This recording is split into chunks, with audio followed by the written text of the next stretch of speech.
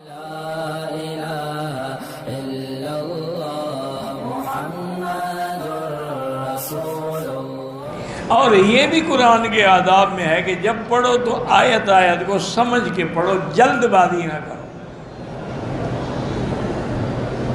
ایک ایک آیت جو ہے اس کو بنا الحمدللہ رب العالمین، تاکہ تمہیں پتہ لگے تم نے کیا پڑھا۔ یعنی ایک پاؤ پڑھو بجائے اس کے کہ دو پارے پڑھو اور تیز یعلمون تعلمون یعلمون تعلمون، پتہ ہی کوئی نہیں کہ کیا پڑھا ہے، اس کا کوئی فائدہ نہیں، وہ تو الٹا ثواب کے گناہ ہوتا ہے۔ تھوڑا پڑھو، ایک پارا پڑھ لو، ایک پاؤ پڑھ لو، ایک صفحہ پڑھ لو، لیکن بنا بنا کے سنوار سنوار کے پڑھو۔ اور اگر قرآن کا ترجمہ آتا ہے تو جہاں جہاں اللہ کی رحمت کی آیات ہیں وہاں اللہ سے رحمت مانگو۔ دعا مانگنے کا طریقہ یہ ہوتا ہے۔ یہ بھی جائز ہے کہ یار دعا کرو، ہمارے لیے دعا کرو، یہ بھی ٹھیک ہے، لیکن اصل دعا وہی ہے جو دل سے نکلتی ہے۔ اور جہاں آیت وعید ہو، عذاب کا واقعہ کوئی آ جائے تو اللہ کے عذاب سے پناہ مانگو۔ اور پھر یہ بھی یقین رکھو کہ جب ہم قرآن پڑھ رہے ہیں اور جس مجلس میں، جس محفل میں درس ہو رہا ہے، قرآن پڑھا جا رہا ہے، تو حفتہم الملائکہ، اللہ کے ملائکہ اوپر سے آ کے کھڑے ہو جاتے چھتری بنا کر، وَنَزَلَتْ عَلَيْهِمُ السَّکِینَہ، اللہ دلوں میں اطمینان اتارتے، وَغَشِیَتْهُمُ الرَّحْمَہ، اللہ کی رحمت ان کو ڈھانپ لیتی۔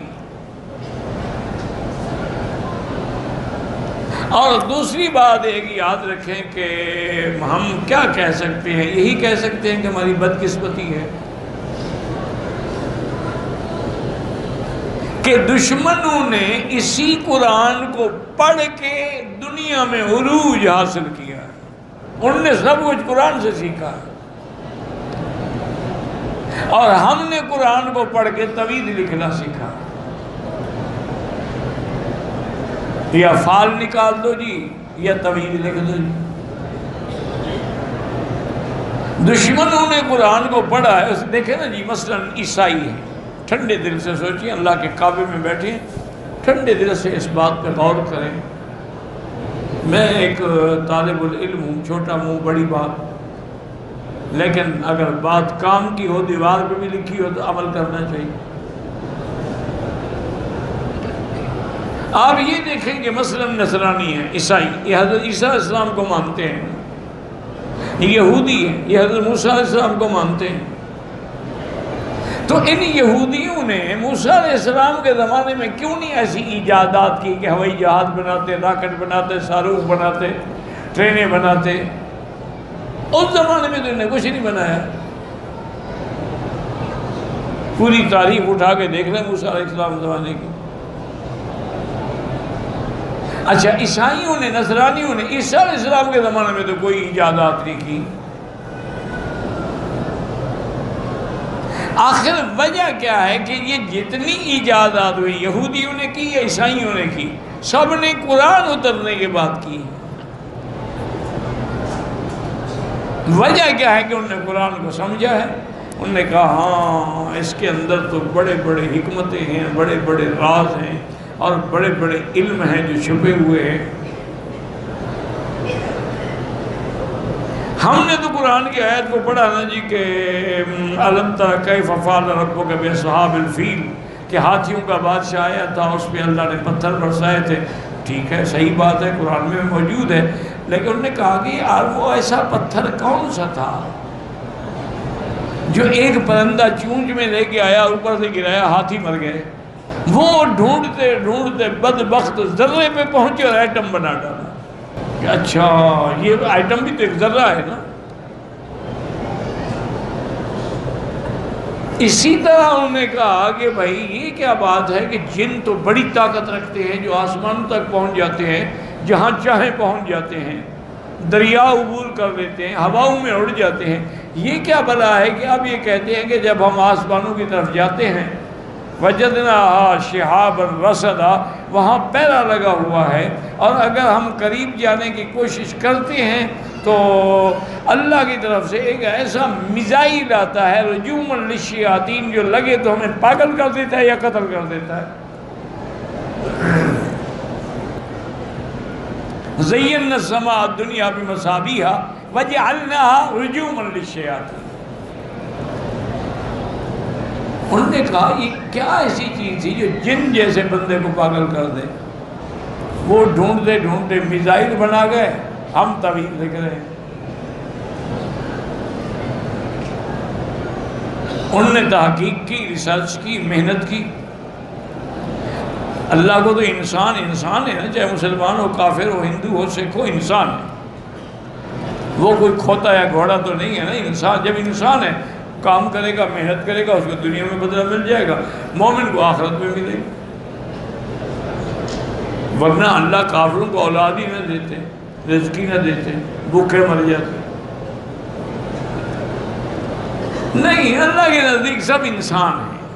دیکھو نا، آج بھی دنیا کے جو عادل بادشاہ ہیں وہ کہتے ہیں بھی ہمارے ملک کے اگر کوئی اقلیت ہے، کوئی ہمارا مخالف ہے، اس کو بھی رعایت ہے، اس کی بھی حفاظت کرو، جیسے مسجد کی حفاظت کرو، گرجے کی بھی کرو، مندر کی بھی کرو، وہ بھی ان کی عبادت خانی ہے۔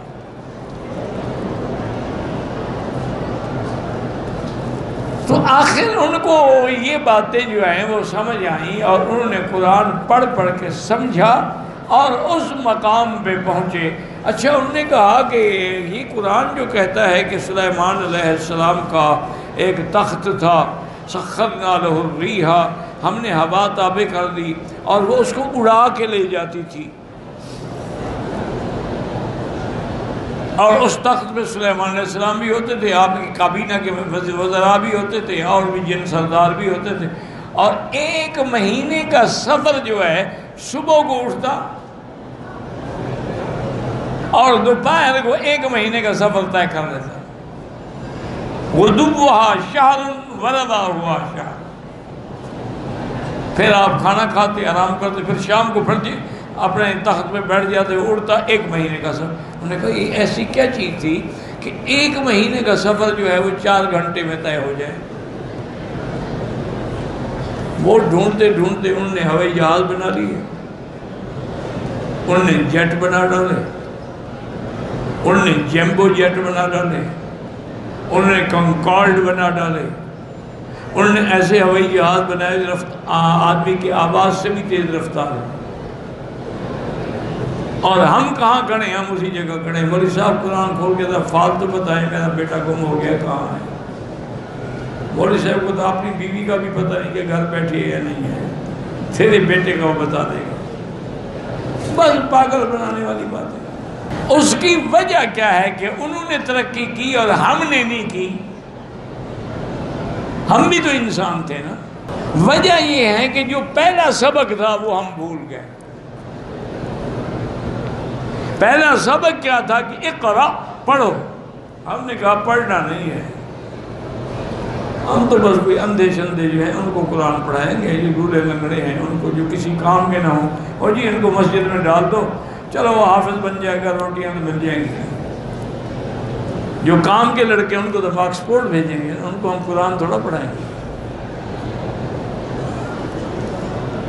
ان کو تو ہم نے ہارورڈ یونیورسٹی میں پڑھانا ہے،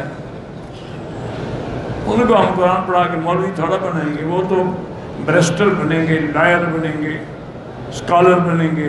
اس لیے خدا کرے سمجھا کریں کہ اللہ نے حکم دیا تھا ہمیں کہ اقرا، پڑھو۔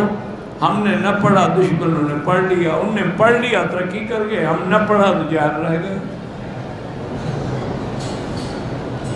یہ اللہ کا کتنا بڑا کرم ہے، قرآن تھوڑا تھوڑا ہوتا ہے تو کم سے کم تم تھوڑا تھوڑا یاد کر لو، تھوڑا تھوڑا سمجھ لو۔ نہیں آتا، آج تو ہر قرآن کی ہر لغت میں ترجمے موجود ہیں ماشاءاللہ، لفظی ترجمے بھی موجود ہیں اور تفسیریں بھی موجود ہیں۔